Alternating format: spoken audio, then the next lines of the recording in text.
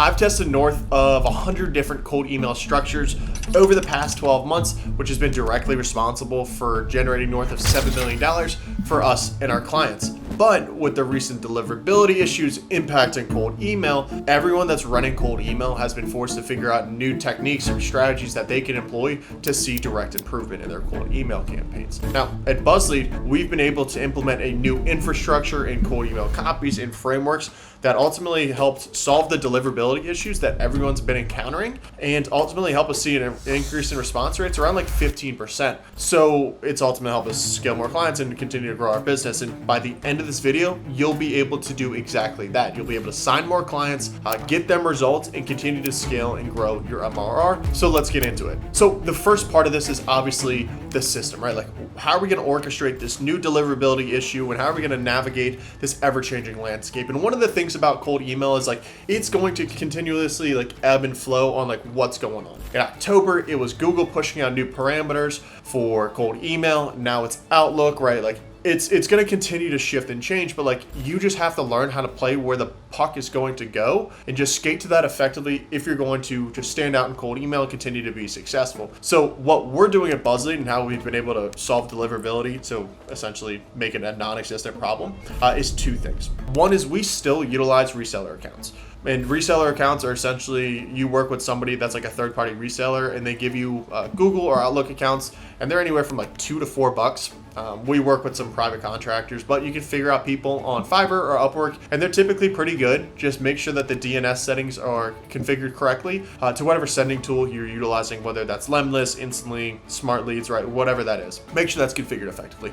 But so like you want to take those reseller accounts and then you want to go and park them at another IP address that you own, because one of the things that what you do when you purchase reseller accounts with third parties is you're utilizing their IP address, and the IP address is at random. So like sometimes it'll be good and sometimes it'll be just absolutely trash, and you're like it's the same account, like what's the difference here? And it's the IP address. Like that's the core problem here. And so you just want to take those accounts that you're buying from that reseller and then go and have them park the IP address somewhere else, and you can get a different IP address from really like anywhere. It's just a server, so you can go to like Namecheap or Porkbun or something like that, but take those domains and park those somewhere else. It's going to make your life a ton easier. It's another step, but like it's great. The second thing for sending email accounts is we also purchased a tool called MailReef. There's a bunch of different SMTP providers out there, but like essentially what you do is like you can go and you purchase the server itself, and then underneath that server there's going to be a bunch of other just like different IPs that you can spin off of it. So they put parameters on it, so you can only send so many cold emails every single day, but effectively it's really great when you're dealing with like SMB size businesses, so like under $100 million in revenue that don't have intense email security like SlashNext or Mimecast or Cloudflare. Like when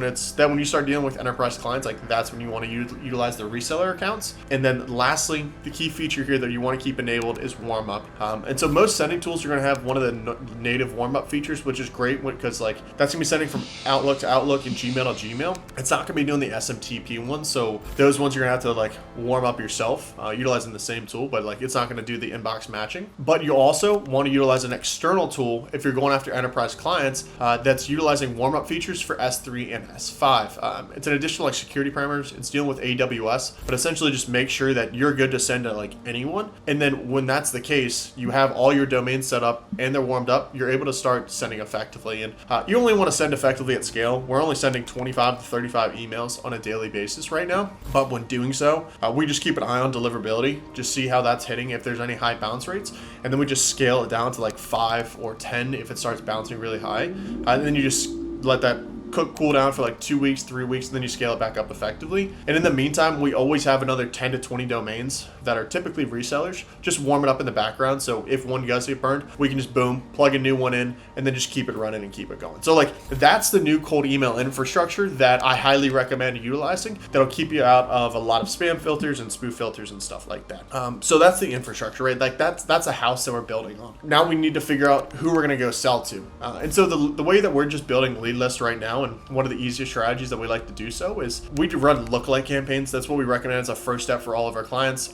Either it's a lookalike campaign or it's a LinkedIn, we're scraping a LinkedIn group or utilizing an event that they recently utilized or they went to, excuse me. But for the lookalike campaigns, for the purpose of this video here, what that essentially sounds like or what that looks like is we ask them like, what are your best fit clients that you guys are working with right now? And typically everyone knows what those 5 to 20 to 50 clients look like. And then they come back to us and they're like, these guys are generating, 50% of our revenue. And we're like, wow, that's amazing. Let's go and find another 5 to 20 to 30 of those. And like, what would that impact be to your business? And so what we do is we take that lead list, we import that into a tool called ocean.io. This will then go and find a bunch of lookalike audiences. So people that are really similar to that target persona. It's usually in the range of like 1,000 to 10,000 different accounts. But then you take that lead list that you're getting from Ocean and just take the company domains. Don't do the contact search. I didn't find the data was really that good, and it's also rather expensive. So take that research, import that into a tool like Apollo or ListKit or Zoom Info. Then you want to filter for like, who's the target persona that you're looking to engage with? Whether that's the finance individual, the operations, the sales guy, like it could really be anything, and just like filter for that target persona. You'll then get a lead list that's 5,000, 20,000 people long, and those lead lists are probably good to like around like 70%. I wouldn't trust Apollo's verified emails. Alternatively, what I'd want to do is I'd want to take that lead list and then import that into a tool like Million Verifier or Scrubby or Zero Bounce and just have it run through those emails. And what's it essentially going to do is just verify that those email addresses are active and real. And by doing so, it's going to go and protect infrastructure that you just spent so much time building, because you're going to be sending to real accounts. Because if you're not, Google and Outlook is going to start penalizing you for having those fake accounts that you're sending to that are ultimately just going into the void, and it's not good for email deliverability. So make sure that like you're following that lead list flow. That's one of the best ones to do so. If you're doing the LinkedIn thing, check out a tool called Phantom Buster. It's really helpful for figuring out different LinkedIn groups or events and stuff like that. And then of course, if you have an event list, that's like the best data source that you can get. Call that out in your copy as like, hey, I just went to the same event. I'm sorry we didn't have the chance to cross paths, but like I wanted to introduce you, like, and then just flow into your offer, like whatever that is. Like we just worked with an apparel company that had 20 meetings in the first month from a previous event that they went to. Absolutely amazing clients, love those guys, and they're having some great results when working with BuzzLead. So we love that. So now we have to build a campaign. Now, what we're doing from a cold email campaign basis, and one of the things that when I started my sales career 10 years ago that I learned was like, it takes 7 to 8 touch points to make the buyer ultimately want to engage with the seller there. That is not really true in the landscape of cold email anymore. Like I used to send like 7 to 9 step sequences that were just ridiculous, that were just packed with value, and that might work in an enterprise sale, but when you're looking at a cold email strategy, that's not gonna like be really successful, especially if you're in like the SMB space, which a lot of our clients are. We need to work in more volume and consistent repetition and feedback in order to just optimize and improve our scripts and scale into that, right? So what that sounds like alternatively is we just utilize 3-step sequences right now, and the campaign flows something like we call out a pain point that we know is either fact-based, or it's something that we've heard, or it's something that we can assume by labeling their emotions of like, we're dealing with others that are frustrated, challenged, scared, like, and have that as like the first sentence of that cold email, right? To make sure that you're speaking, that you're relevant to like the world that they're engaging in. Then we're just going to flow into our offer. I have a ton of videos and different offer creations, but essentially just make sure that that has a quantifiable end result that they're going to be able to accomplish utilizing your unique mechanism. And then you're tying that off with specifically what impact that would bring to the business. So contextualizing that offer that you're going to present within the context of their business and their world. Alternatively, if you're running that lookalike audience that I just mentioned, utilizing Apollo and Ocean, you'll just want to utilize the case study that you just referenced, right? Or like that client that you imported. So, because like if you're able to generate a result for a persona, then there's a high likelihood, nearly 90% likelihood that this B persona is dealing with the exact same challenge, and you can appeal to that target population as well. That first cold email, we just want to have a value-driven call to action. Since I haven't heard of you before, you really need to bring some value to the table in order to earn their time and earn their conversation. And so like when you see this often in commonplace the world today, right? Like a waiter leaves a mint on your check, it's been shown to increase their tip rate rate by around like 20 to 30%. And so there's been many such cases as this. And so you'll want to utilize the exact same technique in cold email. Give them checklists, give them blueprints, give them competitive takedown strategies, give them audits, give them free workflows. Like, just give stuff that is innately of value, that is going to either save that person time or money or resources, just like be helpful to the world that they're dealing in. And by doing so, they'll be more than compelled to, when they accept that free thing, to give you something in return, which what you want is their time in order to continue to progress your sale. Now, that's your first email. That second email, we really just want to switch up the pain point, and then the offer, you just want to like test out and spin a different way. That way we can test the offer, and then we're just going to have a more just fact-based call to action. Are you free to find some time to chat at X or Y time? And then just immediately flow into a signature. And then lastly is step 3. We like to keep it really basic. We've seen this compel some pretty interesting results. It's like, it seems like your time is committed elsewhere. Is there anyone else on your team I should speak with about future results? So if in the case of generating leads for our clients, is there anybody else I should speak to around how we can fill your sales team's calendar with monthly meetings or with like weekly meetings? So just like, what does that end result look like? And then be like, either way, let me know. That gets a response rate like 30 to 40% of the time, which is great, because they're either like, yes, no, here's somebody else, or let's find some time to chat. It just like pushes somebody to call to action, because it shows that like you're not going to keep reaching out anymore, which they appreciate, because like it shows you're a little bit more human, as opposed to those that just like do those 7 to 9 step sequences that they're just like stop and just like they just mark that as spam, and then you're done for. So that's our cold email sequence. So at this point, you have your structure, you have your lead list, you have your copy, you're starting to send emails, and you're going to be getting a lot of replies. Like for BuzzLead, we send over 35,000 emails every single day. That's like over 1 million every single month. So like a significant scale. At that, we're getting a couple hundred replies every single day for us and our clients. And so that crucial part is inbox management. And it really comes down to like a few key principles to be successful with inbox management.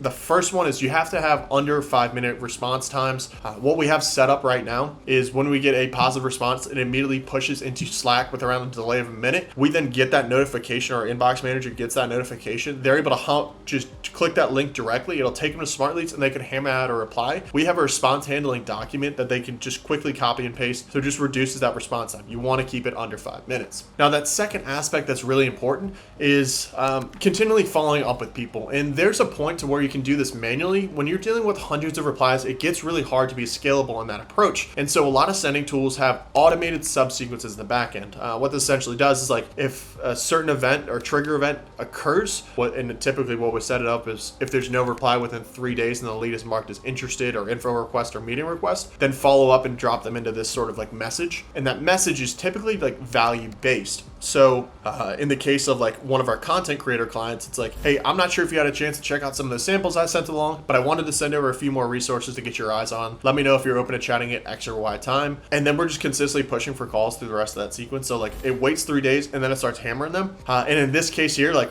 we want to continue to follow up with people until they either like tell us to pound sand or book the meeting, one way or the other. We just want an answer, because there was a fish on the line and we need to figure out if that's going to bite or if we're going to let them off the hook. Either way. And then lastly, we don't send Calendly links. So like say somebody gets back to you and they're like, yeah, let's chat. Don't just be like, okay, great, here's my Calendly, because like it's just a little off-putting. It's almost like you're trying to change the status level on all of a sudden. So alternatively, what we like to do is just manually provide some time that's convenient to me. So we're like, hey, thanks for getting back to me. Are you free at X or Y time to speak about this a little bit more? You see if you get a reply there. If not, you can follow up manually either the next day or they're following, and then I'll push them into subsequences, and then it'll run automatically. I highly recommend every time, this is my last kind of key point on inbox management, is when you get a reply, if somebody's phone number's in the signature, pick up the phone and give them a call. And if they answer, be like, hey, I just wanted to save some time on the back and forth here and see if we could find some time to chat a little bit more about this. And if they're like, yeah, now we're to chat, like great, launch into a light discovery, but don't try to make the sale there. Alternatively, push for a longer conversation that you can have at a subsequent time. And if they don't answer, just leave a voicemail that's on a similar antidote. It's like, hey, first name, just wanted to give you a quick call to match a face with the name or voice with the name, ha ha ha. I'll go ahead and just shoot over an email. We can plan to find some time to chat a little bit more about this. It just makes you see them a little bit more human, and also just shows that you're not some outsourced person that's in the Philippines or Afghanistan or something they're like totally totally based outside of the US. Like, use the American language to your advantage there specifically. And one of the last things that I wanted to mention, specifically when it comes to cold email and sending cold emails, is the use of spin tags in your copy. Spin tags is just a syntax sending formula that varies the message that is being sent to each persona.